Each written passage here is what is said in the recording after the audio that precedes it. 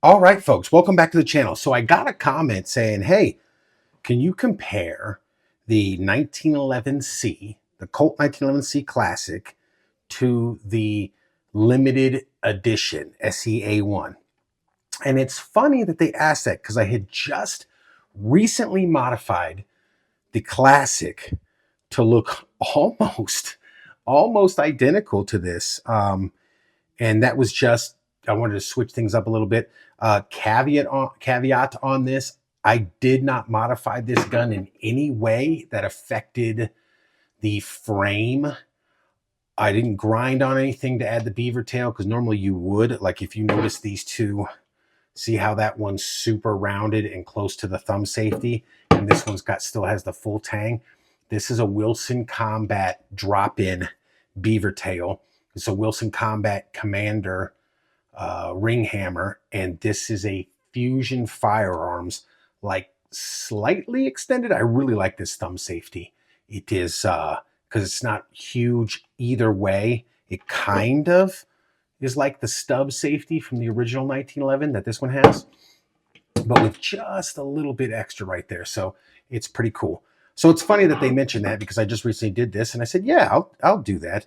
Now, again, this within a matter of, I've got it down to where I can do it in 5 to 7 minutes. I could revert this pistol back to the standard spur hammer, standard grip safety, and thumb safety. I still saved all those parts. They're in the box so that I can just revert it right back. The thumb safety, I did have to file on a little bit. You will have to fit that. The rest of the stuff was all drop in.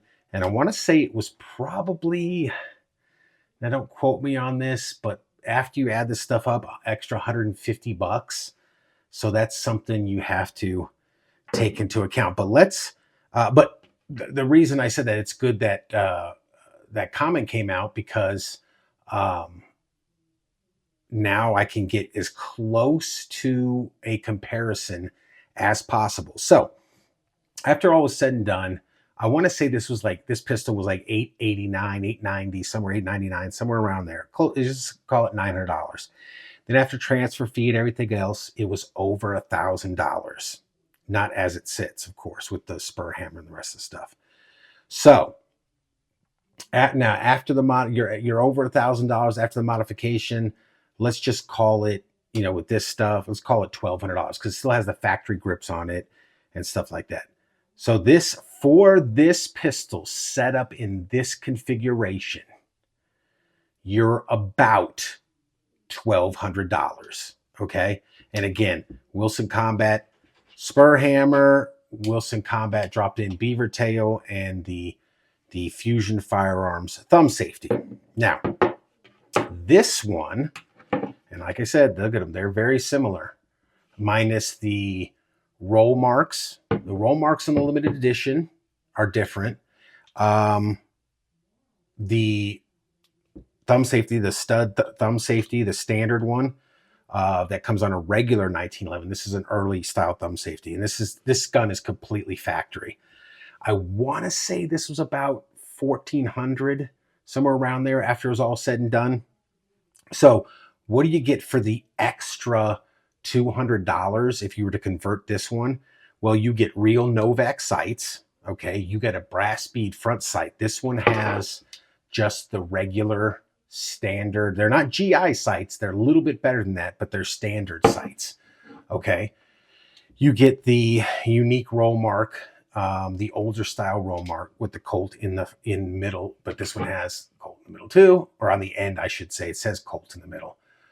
So if that's something that's important to you, you get a metal mainspring housing as opposed to a plastic one that's on this one. Same grips. You get front strap checkering. You get a deeply undercut trigger guard, which this one does not have either of. Okay. The bluing job is better on this one. However, that can just be a quality control issue. And you get the blacked out barrel. So you get the whole blacked out package, the murdered out package on this gun. Everything is black. And as you can see, the barrel and the barrel. So Everything is solid black on this gun. No shiny, no bling. And I could have done that with the hammer on this one, but I chose the you know, stainless color hammer to match with the stainless barrel.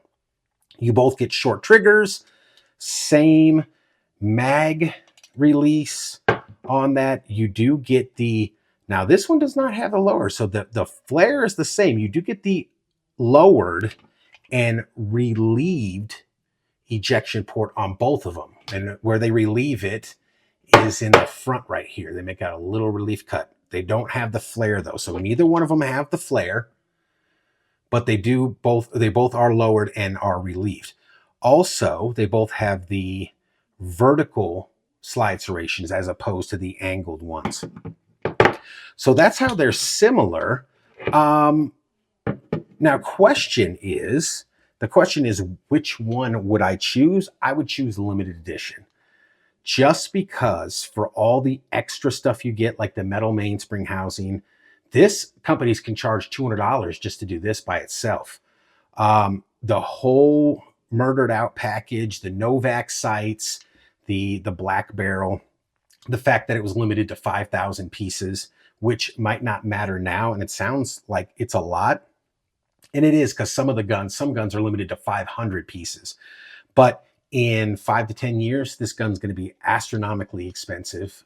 You don't believe me? Go look at, it'll be double the price that it is now. I guarantee it. Go look at some of the Colt Wiley Clap models and stuff that they made limited editions of, and you can't get them anymore. And now you go on guns.com or gun brokers, some of these other ones, and they're $2,500, $3,000, depending on condition. And they were 1,000 bones when they came out. So for what this pistol costs, and I have in it, and I changed it mainly because the thumb safety was really jacked up. So I ended up changing that out, and the spur hammer wouldn't work with this beaver tail. So I ended up putting the commander hammer on it, but they're darn, I mean, they look darn close to each other. With the extra money you have to spend on this one, I would spend, if you have it in your budget, I would spend the extra $200 to $300 and just get the factory made gun. Now, this gun does have a better trigger, and it came from Colt like that with the better trigger.